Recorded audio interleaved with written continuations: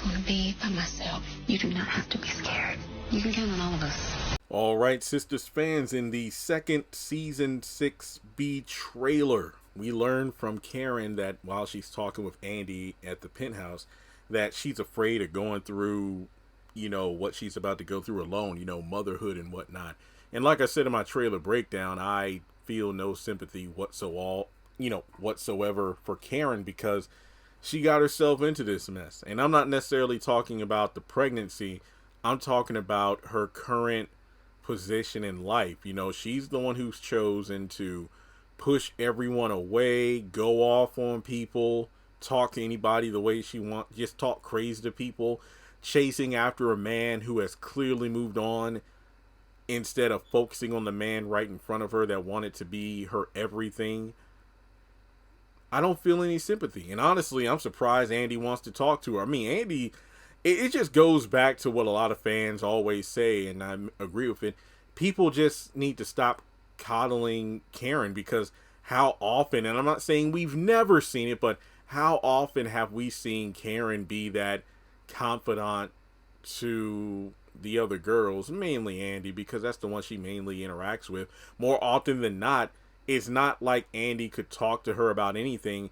Anytime Andy mentions something that she's going through, Karen is pretty blunt, about it. Like, well, I told you to do this and that. It's like she doesn't really listen to be a friendly gal pal. She just kind of tells it like it is, which isn't necessarily a bad thing, but sometimes you got to find that balance of, okay, is someone actually talking, venting or unloading to me because they want my input or advice, or do they just need somebody to vent to and then just be like a shoulder for them to, I wouldn't necessarily say cry on, but a shoulder to kind of lean their head on.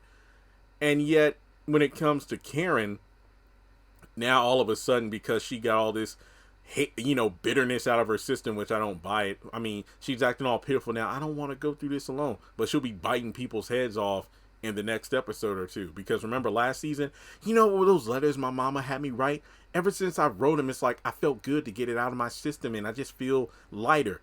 And now look at how she's acting. Nothing's changed. So this whole thing about her being afraid of being alone while she's acting all innocent and, like a victim now, give it another quote unquote day or two in terms of the timeline of the episodes, and she's going to be right back to being bitter. I just hope the new writers do her character justice come like season 7, because as it stands, I really don't like what they're doing or what Tyler's doing with Karen, because you can't say that you don't, you're afraid of going through this alone, which he did explain to Zach, but Zach said, hey, I'll be there for you. But from the jump, remember at the end of season 3, I'm pregnant. And then at the beginning of season 4, he literally said, hey, I'm going to be there for the, the child. And if you need anything, you know how to reach me. But this child isn't going to make me leave Fatima and get back together with you. So there was Zach made it simple and plain from the beginning. Karen is the one who wouldn't accept that.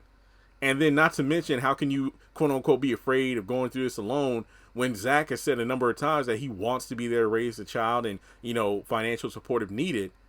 Yet, I you know what? No, I don't need you. We don't need you. Yada, yada, yada. So no, Karen, I don't feel bad for you. I don't feel bad. And honestly, Andy needs to stop answering the damn door. But then again, I'm pretty sure that she just came up to the penthouse on her own accord without any sort of like permission or anything. But let me know your thoughts in the comment section below. Like I said in the trailer breakdown, say what you want about, I think it's Jennifer. I think Jennifer was the name of that woman that came up to the salon going off, calling Aaron John. I'm willing to bet that this chick didn't show up until, I don't believe that John started messing around with her until maybe a season or so ago, because he had gotten sick of Karen's just uncertainty about him and, them as a couple, because she had just constantly been chasing after Zach. So had she not, been wishy-washy about Zach and focused on Aaron, back in like season 3, they could have been happily married by now. Who knows? But I know Aaron has some skeletons in the closet we're still unsure about, but it's just one of those things where, yeah, again, Karen, you did this to yourself. You have no one to blame but yourself if you do wind up being alone. So let's talk about it in the comment section. Like and subscribe, and I'll catch you in the next one.